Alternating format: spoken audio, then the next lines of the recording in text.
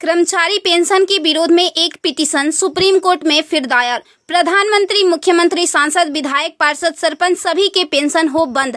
अब विधायकों, सांसदों की खैर नहीं। सुप्रीम कोर्ट में एक जनहित याचिका दायर हुई है। इसे आपके आकलन के लिए भेज रहे हैं। प्रिय सम्मानित भारत के नागरिकों, आपसे इस संदेश को सुनने का अनुरोध किया जाता है और अगर सहमत है तो कृपया अपने संपर्क के सभी लोगों को भेजें और बदले में उनमें से प्रत्येक को भी आगे भेजने के लिए कहे।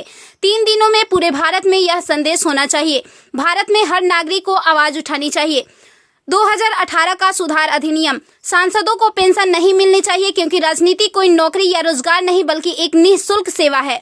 राजनीति लोक प्रतिनिधित्व अधिनियम के तहत एक चुनाव है। इसकी पुनर्निर्माण कर कोई सेवानिवृत्ति नहीं है, लेकिन उन्हें फिर से उसी स्थिति में फिर से चुना जा सकता है। वर्तमान में उन्हें पेंशन मिलती है सेवा के 5 साल होने पर। इसमें एक और बड़ी गड़बड़ी यह है कि अगर कोई व्यक्ति पहले पार्षद रहा हो, फिर विधायक बन जाए और फिर सांसद बन जाए तो उसे एक नहीं बल्कि 3-3 पेंशनें मिलती है। यह देश के नागरिकों के साथ बहुत बड़ा विश्वासघात है जो तुरंत बंद होना चाहिए। केंद्रीय वेतन आयोग के साथ संसद सदस्यों, सांसदों का वेतन भत्ता संशोधित किया जाना चाहिए और इनको इनकम टैक्स के दायरे में लाया जाए।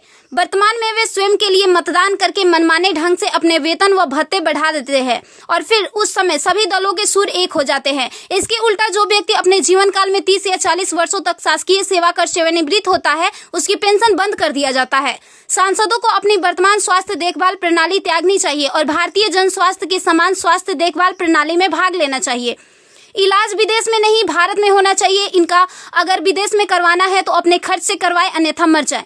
मुफ्त छूट राशन, बिजली, पानी, फोन बिल जैसी सभी रियायत समाप्त होनी चाहिए। वे न केवल ऐसी बहुत सी रियायतें प्राप्त करते हैं बल्कि वे नियमित रूप से इसे बढ़ाते भी रहे हैं।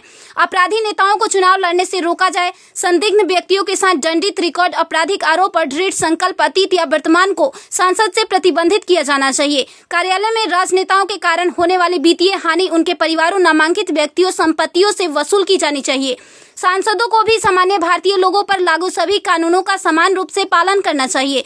नागरिकों द्वारा एलपीजी गैस सब्सिडी का कोई समर्पण नहीं जब तक सांसदों और विधायकों को उपलब्ध सब्सिडी, संसद कैंटीन में सब्सिडी वाले भोजन सहित अन्य रियायतें वापस नहीं ले ली जाती। संसद में सेवा करना एक सम्मान है, लूटपाट के लिए एक आकर्षक कैरियर नहीं। फ्री रेल और हवाई जहाज की यात्रा सुविधा बंद हो।